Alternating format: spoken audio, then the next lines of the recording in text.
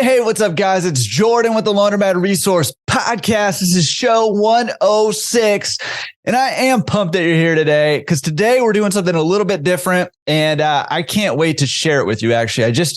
I've been reading a book, and I'm going to share that with you in a second, and I just started contextualizing it in our industry, and I think it's going to blow some minds. So if you're a laundromat owner out there right now, today is the episode for you, because we're going to show you how to crush the competition, in a loving way, but not by doing anything towards them, but just by upping your game so much, they're either going to have to up their game or die. So that is the name of the game today. I can't wait to share what I have for you today. Real quick, I want to do a little fast lane tip. Fast lane, pretty sure, carpool lane, whatever. And fast lane tip is just one way Laundromat Resource can help you accelerate your path towards achieving your goals and help you achieve higher goals even than you had originally imagined. So that is what we're all about here at Laundromat Resource. So today's fast lane tip is, did you know that quite a few people have connected up with each other on the forums and have partnered on deals, have shared resources, have shared connections, and really have just upped their game just by connecting with each other over there on the forums. Those forums are free. You can go over there anytime. They will always be free. laundromatresource.com/forums, and go connect over there. There's an introductions forum. Go check that out. Introduce yourself. And then there's a few other various forums, laundromat specific forums. There's a commercial real estate forum. There's a financing forum. There's a machine repair forum. Go connect over there, ask a question, answer a question, be engaging over there because, man, who knows? You might meet your new business partner or mentor or mentee or, just somebody who can help you out with your business. So a lot of really good stuff happening over on the forums, connections galore, which I love. That's what we're all about. And little secret, if you promise to just keep this between you and me, because we're not quite there yet, but we're going to be there in a couple weeks. A lot of my resources is about to really up its game in terms of connections and building that community. Here in the next couple of weeks, you'll be hearing more about that, especially for the pro community. It's about to go up about like 7 notches. So super excited about that. You'll be hearing more about that in the next couple of weeks. So keep an ear out and an eye open. I don't know, but I'm super excited about that. Okay, so that's today's fast lane. Speed lane. I don't know. I got to nail down a name for this thing and remember it. Fast lane tip for you today. Okay. So let's jump into today's podcast because today's podcast is all about value. Okay. And this word, I'm kind of actually getting sick of it. I don't know about you guys, but I'm kind of getting sick of it a little bit because I just hear it all over the place. And every time I hear it, especially in our industry, it's usually a vague term, provide more value, right? And so that's up to us to fill in the blank. Well, not anymore. No longer will this be a vague term. I have been reading a book. Actually, I read a book a few months ago, and then I picked up the audiobook and re-listened to it while reading it again. And then I just started contextualizing it into our industry. Okay. So the book is Alex Hormozi's $100 Million Offers. You've probably heard of it. But if you haven't, I just highly suggest you go pick it up. There's a link down below in the description for on YouTube. If you are listening to the podcast, you can get a link to it at laundromatresource.com/106. Okay. Super good book. Really, really good book for any business owner. And when I first read through it, I really loved it, but I had a hard time contextualizing it to laundromats because we're not really selling anything in the way that he is kind of talking about it. But in the second pass through, I think the ideas just started flooding in. The floodgates opened and it became more clear to me. And I'm sure kind of the more I think about it and the more interactions I have with some of you guys, I'm hoping that this episode of the podcast will actually inspire some conversations on the forums or wherever about how to implement some of this stuff in our businesses. Because I think when we talk about, going to the next level in this business and adding value and all that stuff, I think this book really contextualizes it and just makes it very concrete on what we should be doing. Okay. So I just want to share one little part of the book. In fact, it's just one little equation. So all you math buffs out there, you're going to get super excited. And all you guys who hate math out there, don't worry. It's not a very complex equation. You can handle it. Okay. So he shares the equation, which he calls the value equation. Okay. So again, in my opinion, or just my kind of feeling, I'm like, kind of getting sick of talking about value. But what I love about this value equation that Alex Hormozi spells out in his book is it's very, very concrete and has some very interesting implications in our industry. Okay. Now, real quick, before we get into what this equation is and how we can apply this equation in our industry, I want to say real quick, you can go about this by implementing some of these things and go. There's kind of two different ways you can go about implementing this, in my view, right? There's the incremental way, which is awesome and adds up. I can't remember if it was this book, some book that I read talks about, just the value of making small changes consistently over time, and those small changes compound. And I love that. Right. And then there's kind of my way of doing things. And some of you guys might relate to this, and it's the 0 to 100. And you just obsess over these things until, you've just kind of crushed it. Right. And that's the way I like to do things, but that's not everybody. So I just wanted to point that out, that you could go 0 to 100 on this thing. And that is the way I love to go, just obsessing. And there's a whole, like Grant Cardone, be obsessed or be average. And I subscribe to that I do. I subscribe to that. I think there's a lot of great criticisms of that approach and like the hustle culture and all of that.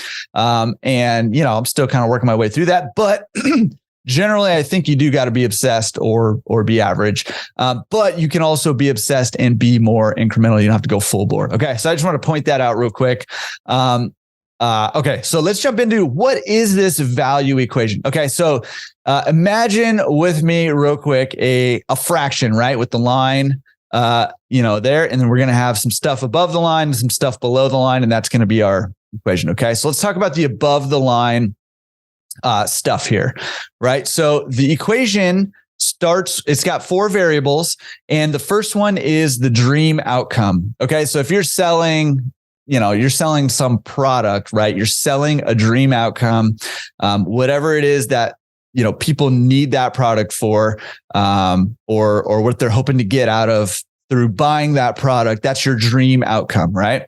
Okay. So you got dream outcome times perceived likelihood of achievement. Okay. So how likely, if they buy your product, how likely are they to achieve the outcome that they are hoping to achieve, that dream outcome, right? And he gives the example of, you got like $20,000 for liposuction and, a $5 ebook on how to lose weight, right? And why are these prices, so why is there such a big discrepancy between these prices? Well, one of the reasons is because you're pretty much guaranteed to have a smaller waist immediately, which we're going to get to in a second, when you do liposuction. And if you do the ebook, if you follow it, you should have a pretty reasonable likelihood of achieving that dream outcome of a smaller waist. But that's where the other 2 variables come in. Okay. So we've got on the top of the equation, the top of the line here, we've got dream outcome times perceived likelihood of achievement. And then below the line, we've got 2 more variables. Okay. And that's where, Alex Hormozi basically says, hey, this is where the fortunes are made, on the bottom of this equation here. So let's talk about what that means. Okay. So number 1 is time delay. So how long between the time you start to the time you achieve your dream outcome is that timeline, right? And if you go back to the liposuction versus the ebook, time delay is a few hours or maybe even a couple of weeks after recovery and everything, versus it's going to take you 3, 6 months, a year, 2 years, 5 years, whatever, depending on how much you need to shrink that waist, it's going to be, right? And so one of the reasons the liposuction is so much more expensive is because that time delay has shrunken way down. Right. And there's not much of a time delay between your dream outcome of a smaller waist, versus that ebook there. Okay. So that is, one. So we have on the top, again, we have dream outcome times perceived likelihood of achievement. And then on the below the division line, oh man, my math is rusty. But below the division line is time delay times effort and sacrifice. Okay. How much effort and sacrifice do I have to put in to achieve my outcome? Right. And again, going back to the liposuction example, not much effort and sacrifice on your part. Yes, you're going to have to go into the knife and then have a little bit of recovery, but a whole lot of effort and sacrifice to implement a diet and exercise plan that's going to give you the waist that you want, right? So that's another reason, because it's low effort, low sacrifice on the liposuction, the value of that seems to be higher. And so it ends up costing a lot more than that ebook that could get you the same results, just a lot more effort and sacrifice. Okay. So we have dream outcome, perceived likelihood of achievement. And underneath that, we have time delay and effort and sacrifice. Okay. So if we think about this equation on the top half, dream outcome, we want to make that bigger and better, right? And perceived likelihood of achievement, we want to increase that, right? So we're looking to increase the top of the equation.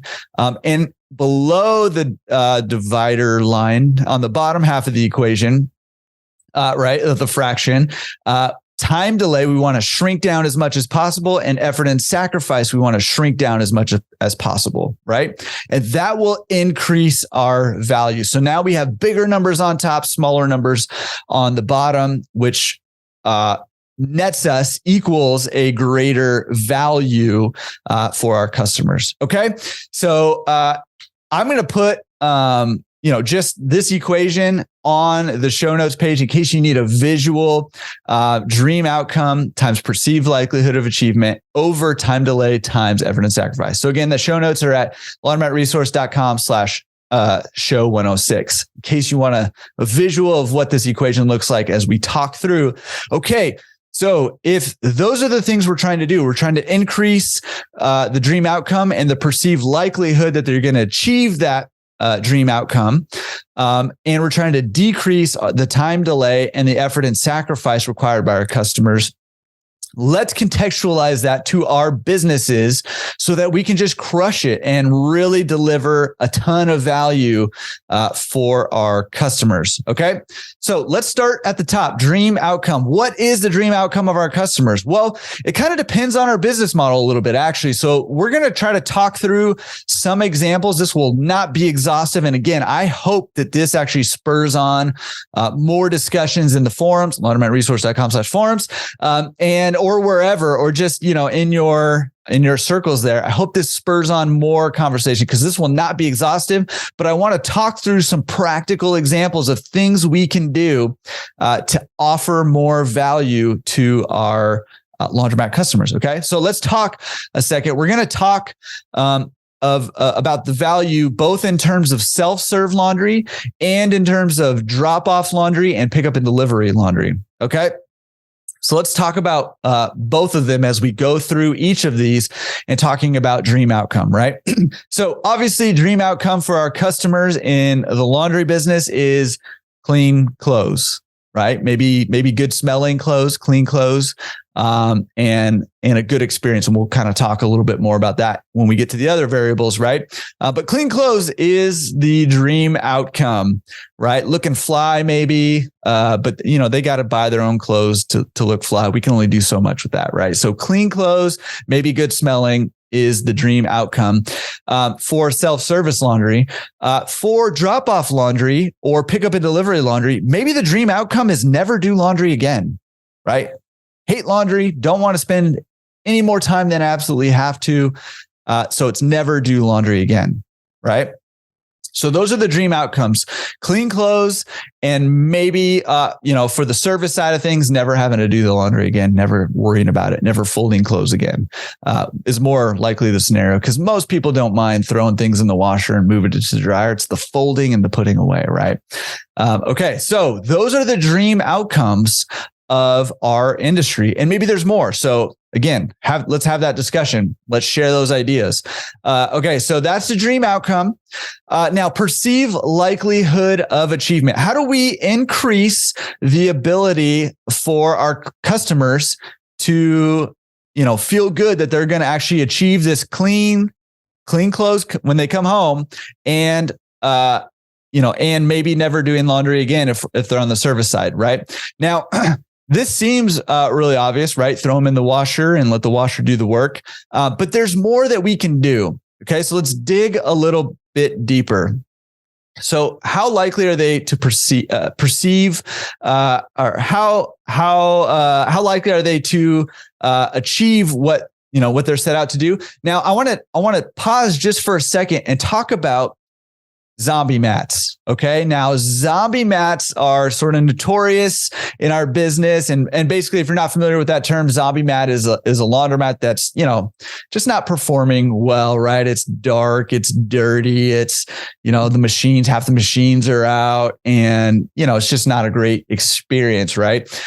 Now, I've mentioned many times before, a zombie mat usually is a zombie mat when an owner does not want to reinvest, or just doesn't want to reinvest into the business, right? They're not, keeping up on maintenance. They're not, making sure the place is spick and span.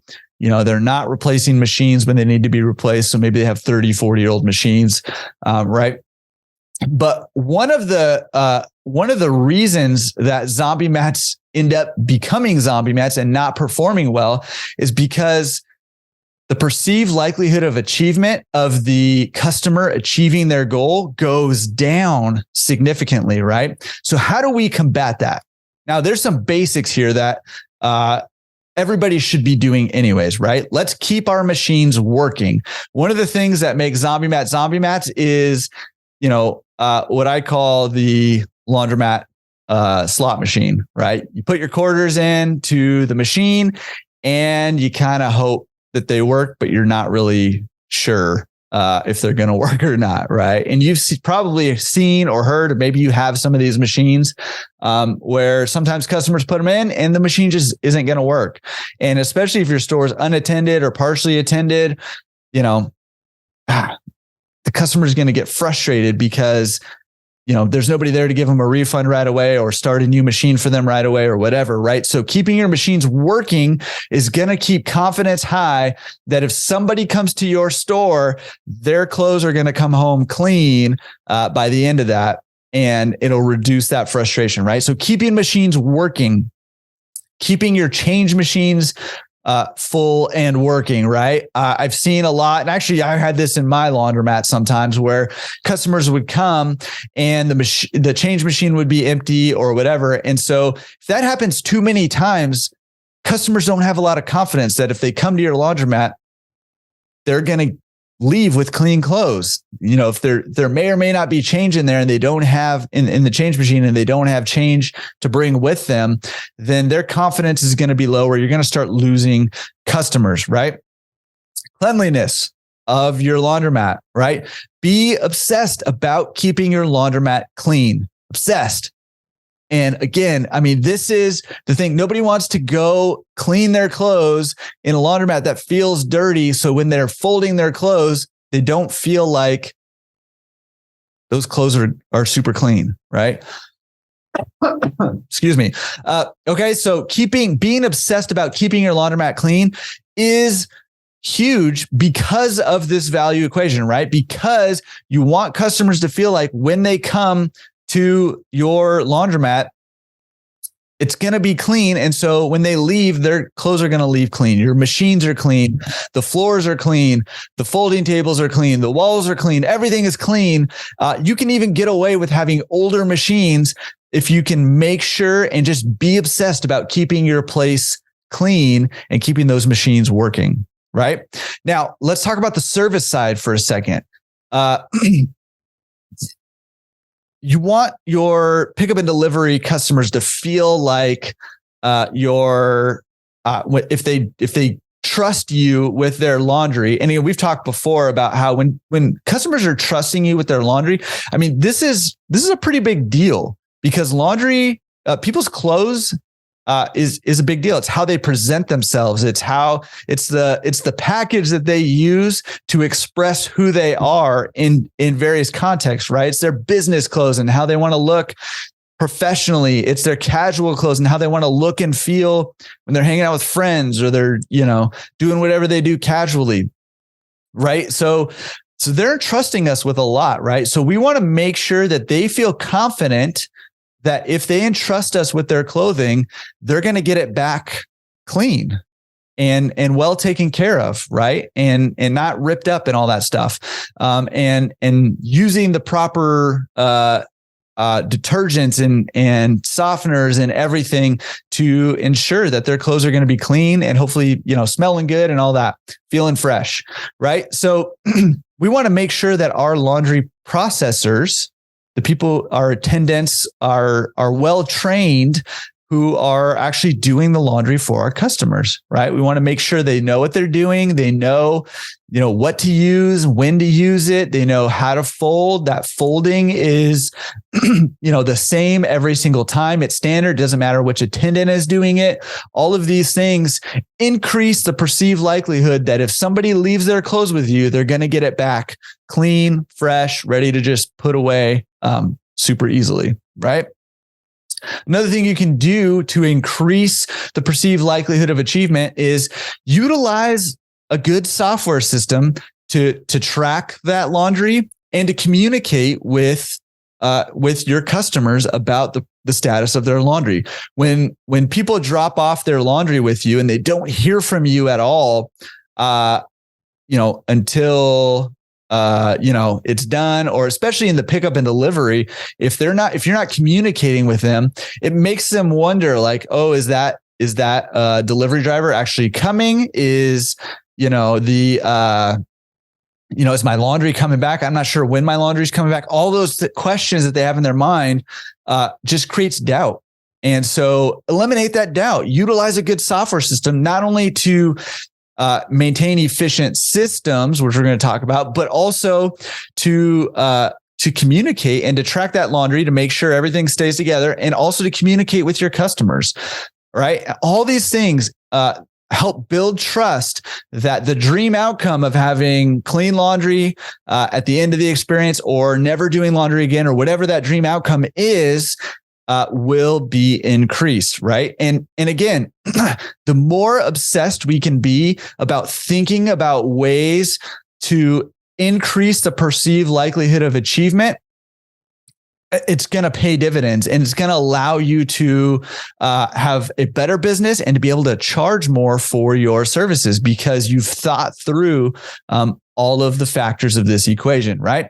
Okay, so that's the top half there, and I'm sure there's plenty more that we can do to increase that trust, the perceived likelihood of achievement, and to hone in on what that dream outcome is even more tightly. But let's talk about the bottom of the equation here, because again, this is where you can step on that gas pedal and just zoom past any of your competitors in the fast lane, and Laundromat Resource can help you with the fast lane. I don't know. Trying to work in the fast lane, didn't work. Okay. So let's talk about time delay, right? So that is how long does it take between, when they throw all their clothes in the car and come to your laundromat to when they're pulling their clothes out of their car and ready to go put them away, right? Or how long is that time delay between when they place an order on your website or your app or whatever versus when you come drop it back off, right? That time delay. And the more we can do to shrink that time delay, the better, right? And the perfect example of who does this the best and actually do both of these things on the bottom of this equation, the best is Amazon, right? So Amazon, you can order something and you can get it next day or in 2 days is like, oh my goodness, that's like the longest in most scenarios, right? And even I just ordered something I did a triathlon this past weekend and I ordered something that came the next day and I was ready to go, right? Or actually it came the same day, came later that same day. And I think I ordered at 1:00 and it came by 6:00. Right. So they continue to just compress that time delay from when you order to when you actually receive your product. And that just increases the value and the likelihood that you're going to utilize their services, even though they're selling the same thing as the store down the street. Right. Okay. So time delay. So let's contextualize this a little bit. Let's start in the self-service side of things. And, one of the best ways to figure out how to improve each of these variables is to actually walk through the whole customer experience and break it down, starting from, hey, they're pulling in the parking lot. What is my parking situation like, right? Make sure there's plenty of parking. If you're looking for buying a laundromat, make sure they have plenty of parking. If you already own laundromats, think of ways to compress the time from, when they park their car to when they get that laundry into the actual store, and just walk through the entire customer experience and look for ways to make it easier, more efficient, quicker, all of those things for your customers, right? Another thing to think about is to make sure you have enough machines and make sure you have enough of the right size of machines. I've seen plenty of laundromats where I've gone in on like a weekend or whatever, and there's a line for 60 and 80 pound machines while there's a whole bunch of smaller machines open. And vice versa. I've seen that where smaller machines are more popular and the bigger machines are open while all the smaller ones, 20s, 30 pounders are being used. Right. And so knowing your customer base and making sure you have enough of the right size of machine will help again, because put yourself in a customer's shoes, right? If they know they're going to throw all their clothes into the car and they're going to drive and try to find parking, they're going to haul those clothes in. If there's, and they want to use a 60-pound machine and all of them are being used and they got there right when, somebody had just loaded all the machines. Now they have to wait for an entire cycle. And is that going to affect whether they come back again, or maybe they load their clothes back in to their car and they go down the street to the next laundromat, right? So we want to try to eliminate as much of that as possible. Now, that's not always super easy to do. It's not just easy to go buy more machines or bigger machines or whatever. But keeping track of, what machines are popular, what you need more or less of for when that time comes is critical. Okay. And it's a way that you can decrease that time delay from when people, again, throw their laundry in the car to when they're pulling it out of the car and putting it away clean, fresh, ready to go. Right. Okay. So again, even thinking through like making sure you have enough folding tables. I see people cramming their laundromats with machines and there's just not very much folding. Well, if you have to wait to use a folding table, then, or you have to put all your clothes in, just into the bags or baskets or whatever, and bring them home and fold them. That's an efficiency deficit there, right? And that's something that lengthens out that time delay. And again, creates a less appealing, less valuable experience. Okay. I don't want to belabor this too much, but thinking about throughput and flow and how easy it is to get in and out, putting the most used machines closest to the door so that when, people come in, they don't have to walk all the way, drag their laundry all the way through the store to get to those big machines or whatever. Just again, anything you can do to compress that time delay makes it a more valuable experience.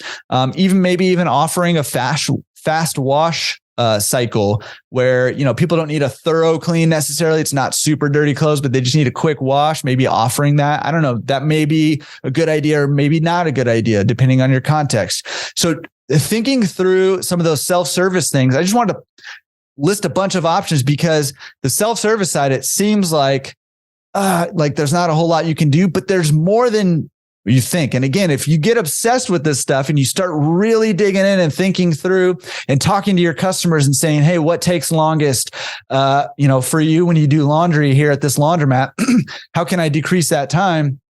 I think you'll come up with more creative solutions than you might originally think if you just kind of think about it, for a minute. I'll just speak for myself. When I just kind of thought about it for a minute, I didn't come up with a lot of stuff, but here I just threw out like 5 or 6 different things that you can do just for the self-service side. And if we move to the service side of things, again, finding efficiencies in your laundry processing system. So, either having attendants or laundry processors, take a load all the way through, or having them own pieces of it. Depending on your setup and how you like to run your business, different owners, operators run them differently. But thinking through that process in terms of how can we compress the time it takes for us to process this laundry, because the less time it takes, number one, the better for the bottom line it is for you. But number two, again, the more it compresses that time that you can get that laundry back to the customers. Oh, one other one that I wanted to just throw out there, both self-service and the service side, is, making sure your dryer temperatures are calibrated correctly, right? If they're not hot enough and the dry cycles take longer, again, that is going to cost you more money because you're using more gas to dry, but it's also going to lengthen out the time it takes to do that laundry and to process that laundry. So that was another one I just wanted to kind of throw out there because that's, something, again, where you can kind of just geek out on these processes and figure out ways to make up a couple seconds here, a couple minutes there, and it all adds up a lot. Okay. So having, again, on the service side, having efficient laundry processing service, again, the routes, your driver's routes, making those as efficient as possible. And then having reliable, consistent drivers, which again is easier said than done. And, not getting into accidents on the road, Ross Dodds, and your drivers. All these things though, help you compress the timelines to when you can, pick up that laundry, process it, get it clean, get it folded, and then get it back to your clients as quickly as possible. So again, geek out, think through ways that you can compress timelines, both on the self-serve side and on the service side of the business. And okay, so I want to, there's a ton more. I have a whole huge list of things that we can do, but I want, again, this to be a primer for us to start thinking about it in these terms, compressing how much time it takes. Let's talk about effort and sacrifice real quick, and how much effort and sacrifice it takes our clients to actually get their laundry done, home, put away, and be able to kick their feet up or do whatever they want to do. Right. So I mentioned before, having those popular machines by the doors, so that people don't have to drag their stuff through there. It just makes it easier. They can come in, set their laundry down right in front of the machines, right by the doors, do their laundry, and get it done. And then get out. Right now, you also have to think about though, is that going to clog up your entryway depending on how close to the door it is? And can people get through to the other machines? And again, that's where kind of throughput and flow come in too. So you got to think through all that too. But, getting those popular machines close to the door so you can get them in, get them done, get them out, and be good to go. Maybe you can consider having a loading and unloading zone where people can come, park there for 5 minutes, pull all their laundry out, drop it off to your attendants for a drop-off service, or go throw it by the machines or throw it in the machines and then go repark the car. Now the loading, unloading zone, that could be a good thing or a bad thing, depending on if you actually want to monitor that, because depending on where you are, you may just get people parking there. And and kind of loses its effect there. But, something to think through, right? Another thing, especially on the service side of things, but also on the self-service side of things, is making payment options convenient, right? Making them fast and convenient. And think about on the self-serve side of things, it's kind of easy to picture this, right? If you've got, I don't know, an 80 pounder, that's $12 or $14 or whatever. That's a whole lot of quarters that somebody's got to put in, and a lot of effort there. And you got to get change for all those, and you got to carry all that change over to the machine. And then you got to sit there and feed all the quarters, right? Like that's a lot of time, and that's a lot of effort that you got to put into doing a load of laundry. Whereas if you have an option for a card or an app payment, right? It could just be tap your card or swipe your card or insert the chip or whatever. And it's quick, it's easy, and it gets people in and out. And so that just makes it really easy. And so thinking through different options, and, obviously on the service side of things too, if you've got, people who can pay online, for example, not making them go through multiple screens. Again, Amazon's a great example of this, where they have the one-click ordering. Now you can kind of select your stuff and just click buy now. It's one click and you've ordered it, right? And so trying to simplify that process as much as possible for your customers. Okay, man, there's just so much. Okay, having frictionless handoff, so allowing, especially for pickup and delivery or for drop-off laundry, allowing it to just be as smooth as possible, giving people options, allowing them to leave it on their porch, getting permission to leave their laundry on the porch. So if you go to deliver it and they forget, they're not home, you got to take it back or what, just thinking through all the steps of the process and say, how can I make it more efficient? How can I make it quicker? How can I make it less effort and sacrifice for my customers? And even kind of on that note, and we're going to talk about this in a second. But, even, making an effort to convert your drop-off laundry service to pickup and delivery, if you offer that service, is a way to both decrease the time delay and also decrease the effort and sacrifice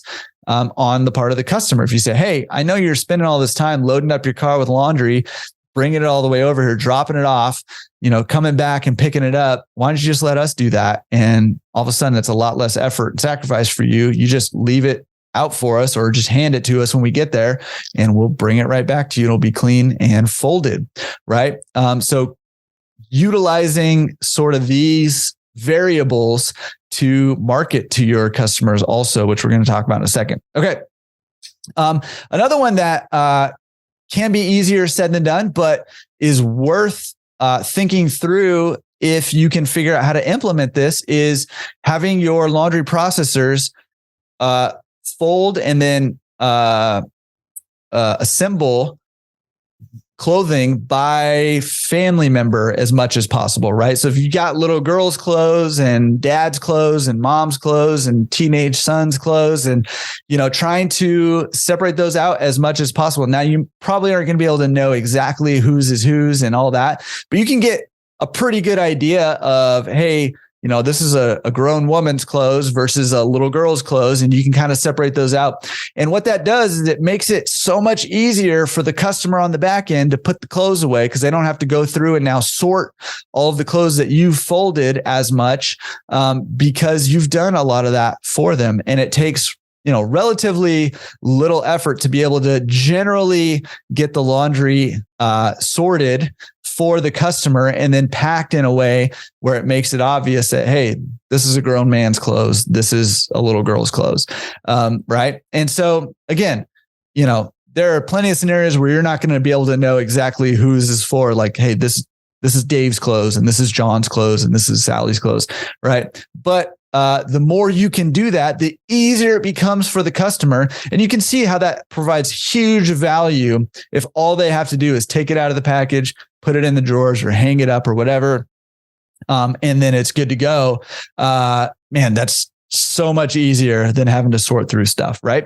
And again, I mentioned this before, but using software to communicate with your customers, it just is, it makes the effort and sacrifice a lot less if they know, hey, it's taken care of and I don't have to do anything, and they're bringing it back, in this window of time or at this time or whatever.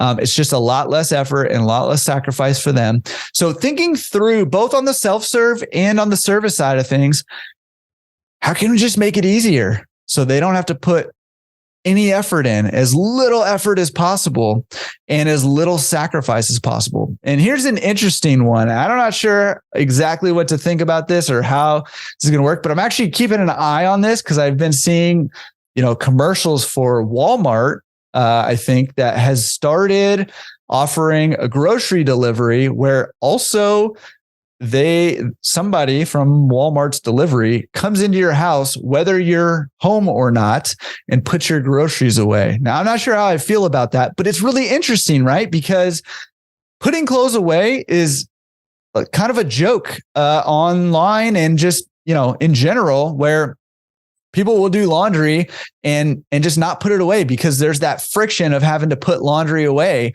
that, for whatever reason, so many of us, myself included, just don't like putting the laundry away. And so it ends up sitting there, and, you'll see jokes about that, or maybe you experience that too. So I don't know, maybe offering a service where putting the laundry away is an option there. And again, removing any effort whatsoever that you can. And,